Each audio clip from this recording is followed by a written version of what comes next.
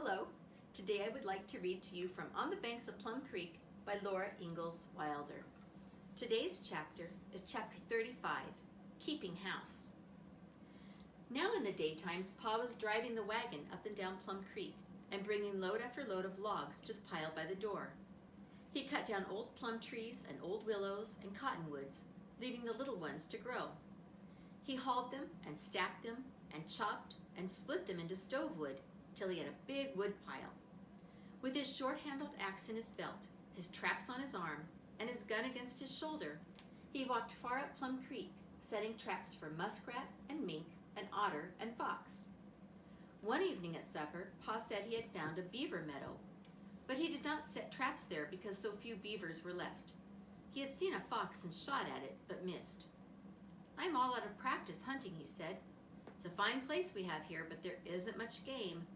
Makes a fellow think of places out west where there are no schools for the children, Charles," said Ma. "You're right, Caroline. You usually are," Pa said.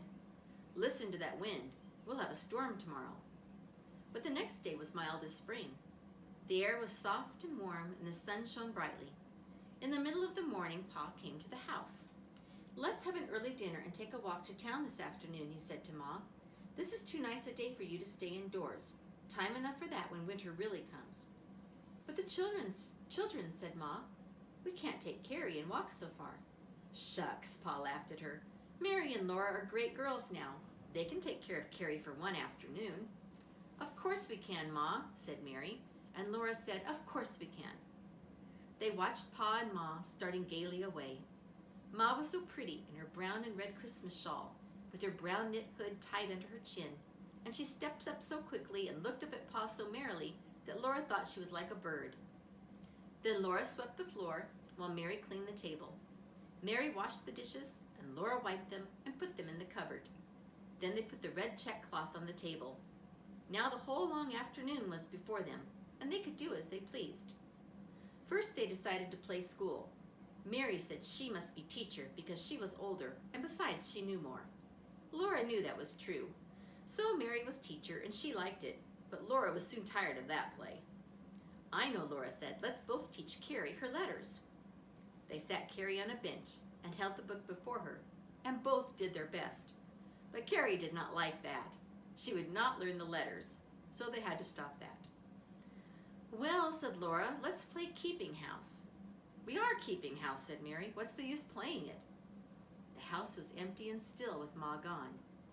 Ma was so quiet and gentle that she never made any noise, but now the whole house was listening for her. Laura went outdoors for a while by herself, but she came back. The afternoon grew longer and longer. There was nothing at all to do. Even Jack walked up and down restlessly. He asked to go out, but when Laura opened the door, he would not go. He lay down and got up and walked around and around the room. He came to Laura and looked at her earnestly. "What is it, Jack?" Laura asked him. He stared hard at her, but she could not understand, and he almost howled. "Don't, Jack," Laura told him quickly. "You scare me." "Is it something outdoors?" Mary wondered. Laura ran out, but on the doorstep, Jack took hold of her dress and pulled her back. Outdoors was bitter cold. Laura shut the door. "Look," she said. "The sunshine's dark. Are the grasshoppers coming back?" "Not in the winter time, goosey," said Mary. "Maybe it's rain." "Goosey yourself," Laura said back. "It doesn't rain in the winter time." "Well, snow then. What's the difference?" Mary was angry, and so was Laura. They would have gone on quarreling, but suddenly there was no sunshine. They ran to look through the bedroom window. A dark cloud with a fleecy white underside was rolling fast from the northwest. Mary and Laura looked out the front window. Surely it was time for Pa and Ma to come, but they were nowhere in sight. "Maybe it's a blizzard," said Mary. "Like Pa told us about," said Laura. They looked at each other through the gray air. They were thinking of those children who froze stark stiff. "The wood box is empty," said Laura. Mary grabbed her. "You can't," said Mary. "Ma told us to stay in the house if it stormed." Laura jerked away, and Mary said, "Besides, Jack won't let you." "We've got to bring in wood before the storm gets here," Laura told her. "Hurry." They could hear a strange sound in the wind, like a faraway screaming. They put on their shawls and pinned them under their chins with their large shawl pins. They put on their mittens. Laura was ready first. She told Jack, "We've got to bring in wood, Jack." He seemed to understand. He went out with her and stayed close at her heels. The wind was colder than icicles. Laura ran to the wood pile, picked up a big armful of wood, and ran back with Jack behind her. She could not open the door while she held the wood. Mary opened it for her. Then they did not know what to do. The cloud was coming swiftly, and they must both bring in wood before the storm got there. They could not open the door when their arms were full of wood. They could not leave the door open and let the cold come in. "I can open the door," said Carrie. "You can't," Mary said. "I can too," said Carrie, and she reached up both hands and turned the doorknob. She could do it. Carrie was big enough to open the door. Laura and Mary hurried fast, bringing in wood. Carrie opened the door when they came to it and shut it behind them. Mary could carry larger armfuls, but Laura was quicker. They filled the wood box before it began to snow. The snow came suddenly with a whirling blast, and it was small, hard grains like sand. It stung Laura's face where it struck. When Carrie opened the door, it swirled into the house in a white cloud. Laura and Mary forgot that Ma had told them to stay in the house when it stormed. They forgot everything but bringing in wood. They ran frantically back and forth, bringing each time all the wood they could stagger under. They piled wood around the wood box and around the stove. They piled it against the wall. They made the piles higher and bigger. Bang, they banged the door. They ran to the wood pile. Clop, clop, clop, they stacked the wood on their arms. They ran to the door. Bump, it went open, and bang, they back-bumped it shut. And thumpity-thud-thump, they flung down the wood and ran back, outdoors, to the wood pile, and panting back again.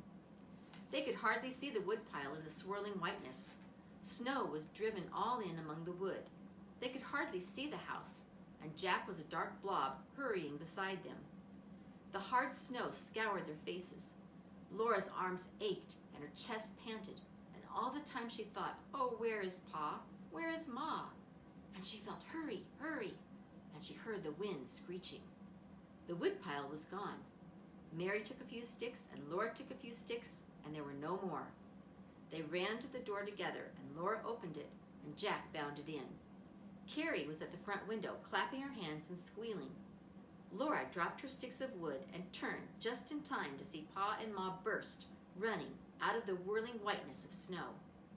Pa was holding Ma's hand and pulling to help her run. They burst into the house and slammed the door and stood panting, covered with snow. No one said anything while Pa and Ma looked at Laura and Mary, who stood all snowy in shawls and mittens. At last Mary said in a small voice, "We did go out in the storm, Ma. We forgot." Laura's head bowed down and she said, "We didn't want to burn up the furniture, Pa, and freeze stark stiff." "Well, I'll be darned," said Pa, "if they didn't move the whole wood pile in. All the wood I cut to last a couple of weeks." There, piled up in the house, was the whole wood pile. Melted snow was leaking out of it and spreading in puddles. A wet path went to the door where snow lay unmelted. Then Pa's great laugh rang out, and Ma's gentle smile shone warm on Mary and Laura. They knew they were forgiven for disobeying, because they had been wise to bring in wood, though perhaps not quite so much wood. Sometime soon they would be old enough not to make any mistakes, and then they could always decide what to do. They would not have to obey Pa and Ma anymore. They bustled to take off Ma's shawl and hood and brush the snow from them and hang them up to dry. Pa hurried to the stable to do chores before the storm got worse. Then, while Ma rested, they stacked the wood neatly, as she told them, and they swept and mopped the floor. The house was neat and cozy again. The tea kettle hummed. The fire shone brightly from the draughts above the stove hearth. Snow swished against the windows. Pa came in. "Here's the little milk I could get here with. The wind blew it up out of the pail. Caroline, this is a terrible storm. I couldn't see an inch, and the wind comes from all directions at once. I thought I was on the path, but I couldn't see the house, and, well, I just barely bumped against the corner. Another foot to the left, and I never would have got in." "Charles," Ma said. "Well, nothing to be scared about now," said Pa. "But if we hadn't run all the way from town and beat this storm here..." Then his eyes twinkled. He rumpled Mary's hair and pulled Laura's ear. "I'm glad all this wood is in the house, too," he said. And that's the end of chapter 35. Thank you for listening.